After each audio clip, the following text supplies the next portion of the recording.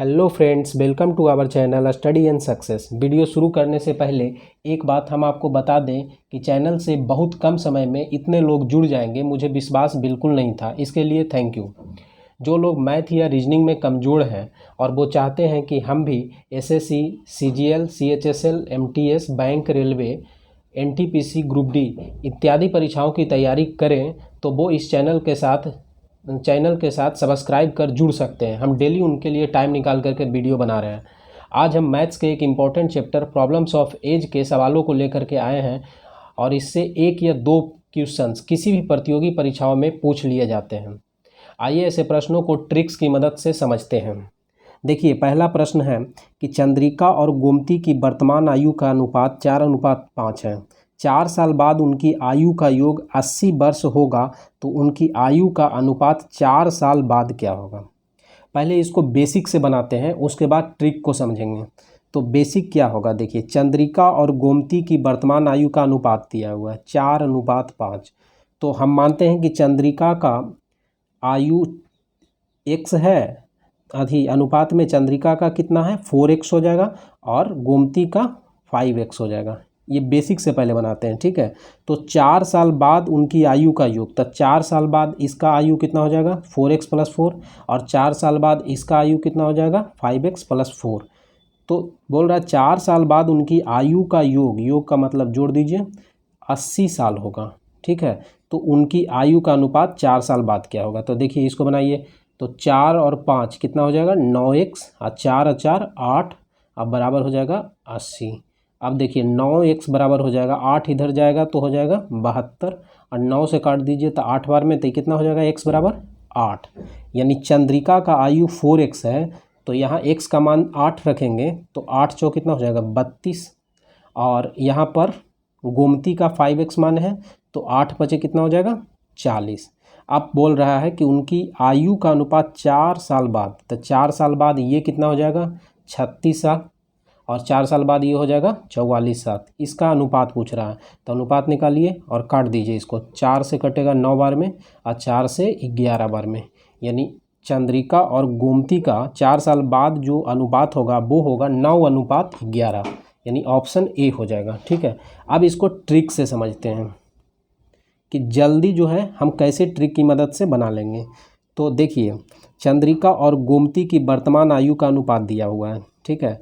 यानी चंद्रिका को C लिखते हैं और गोमती को G लिखते हैं, तो C और G का वर्तमान आयु का अनुपात दिया हुआ है हमारा 4:5, ठीक है।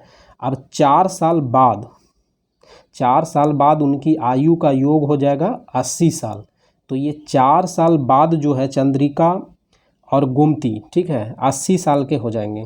तो ये वर्तमान अनुपात दिया हुआ है। वर्तमान में लौटने के लिए 4 साल बाद दिया हुआ है, वर्तमान में लौटने के लिए 4 साल पहले चंद्रिका और गोमती का कितना हो जाएगा, यानी 4 दोनों में घट जाएगा। यानी वर्तमान का दिया हुआ है तो हम भी वर्तमान में आएंगे। तो 4 वर्तमान में आने के लिए क्या करेंगे, 4 साल चंद्रिका की आयु से और 4 साल गोमती की आयु से माइनस कर देंगे, तो कितना हो जाएगा 80 में 8 जाएगा, तो यानी कितना हो जाएगा 72 हो जाएगा। अब देखिए, तो ये दिया हुआ है वर्तमान आयु का अनुपात 4:5, तो वर्तमान में दोनों का उम्रों का योग है 72 और यहाँ पर दोनों का उम्रों का योग कितना है 9 है, ठीक है। तो वर्तमान का तुलना वर्तमान से कर दिए। अब जो है निकालना है कि 4 साल बाद उनकी आयु क्या होगा। तो पहले निकाल लीजिए कि चंद्रिका का आयु क्या होगा वर्तमान में। तो चंद्रिका का आयु निकालने के लिए हम 4 से गुना करेंगे और गोमती का आयु निकालने के लिए हम कितना 5 से गुना करेंगे। तो इसको काट दीजिए, 9 8 72, यानी चंद्रिका का हो जाएगा 8 चौक 32 और गोमती का कितना हो जाएगा 8 5 40। अब 4 साल बाद पूछ रहा है तो 4 दोनों में जोड़ दीजिए, यानी 32 में 4 जोड़ देंगे तो कितना हो जाएगा 36 और 40 में 4 जोड़ देंगे तो कितना हो जाएगा 44। ये अनुपात आ जाएगा और इसको काट दीजिए 4 से 9 बार में और 4 से 11 बार में, यानी 4 साल बाद उनकी आयु का अनुपात कितना हो जाएगा 9:11। तो यहाँ पर हम दोनों मेथड सीख लिए, ठीक है।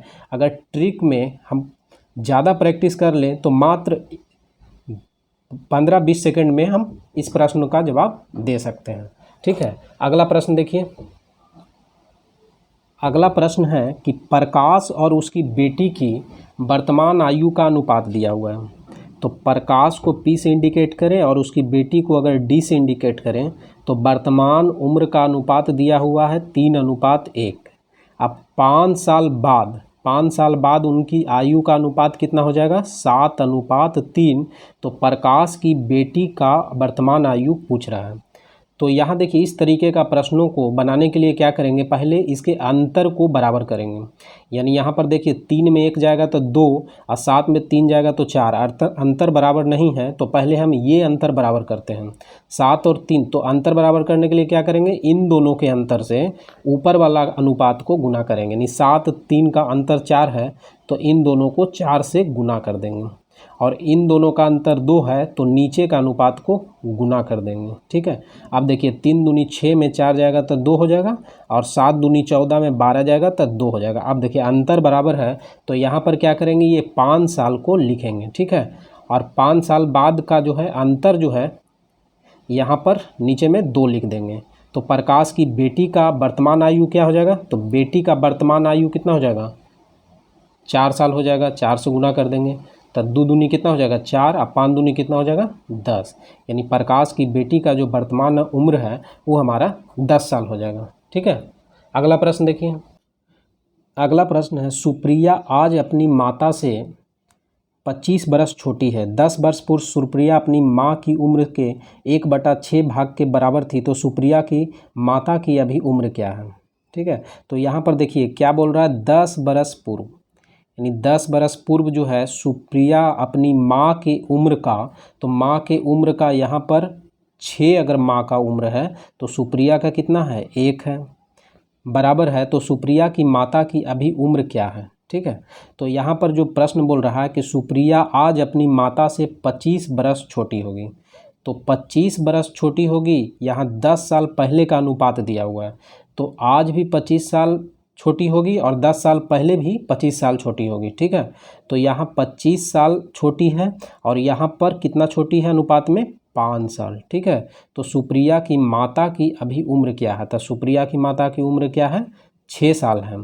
अब चूंकि ये अनुपात जो है 10 साल पहले का दिया हुआ है और हमसे पूछ रहा है अभी, यानी वर्तमान का उम्र क्या है, तो 10 साल पहले, अभी वर्तमान में जाने के लिए 10 जोड़ देंगे। ठीक है, अब यहाँ काट दीजिए, 5 × 25, अब 5 × 6 = 30, 30 10 कितना हो जाएगा, 40 हो जाएगा।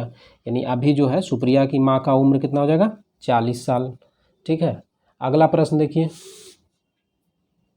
अगला प्रश्न है कि पिता और पुत्र की आयु का अनुपात 5:2 है। यदि उनकी उम्र में 27 बरस का अंतर हो तो 6 वर्ष बाद पिता की आयु क्या होगा। यानी देखिए पिता और पुत्र की आयु का अनुपात दिया हुआ है। ठीक है, 5:2। तो उम्र में अंतर है 27 साल, यहाँ उम्र में अंतर है 3 साल।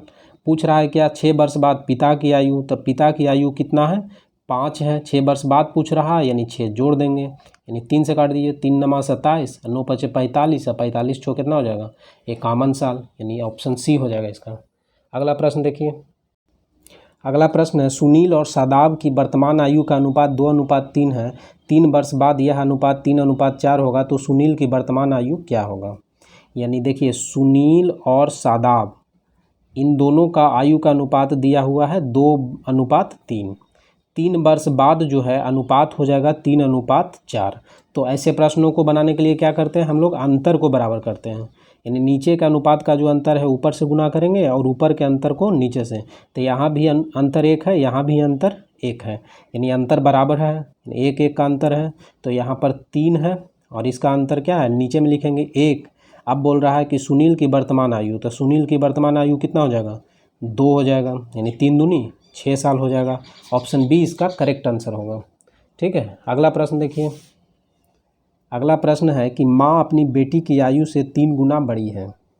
ठीक है, 10 बरस बाद वह अपनी बेटी से 2 गुना बड़ी हो जाएगी। यानी वर्तमान का अनुपात दिया हुआ है माँ और बेटी का, बेटी को डॉटर लिख देते हैं, तो 3 गुना बड़ी है, यानी 3:1 है। 10 बरस बाद वह अपनी बेटी से 2 गुना बड़ी हो जाएगी। 2 गुना का मतलब 2:1। तो 10 बरस बाद, यहाँ देखिए अंतर से गुना कीजिए। ऐसे प्रश्नों में अंतर से क्या करना है, गुना करना है अल्टरनेट अनुपात को, यानी 2 का अंतर है तो इसमें 2 से गुना कर दीजिए अनुपात में।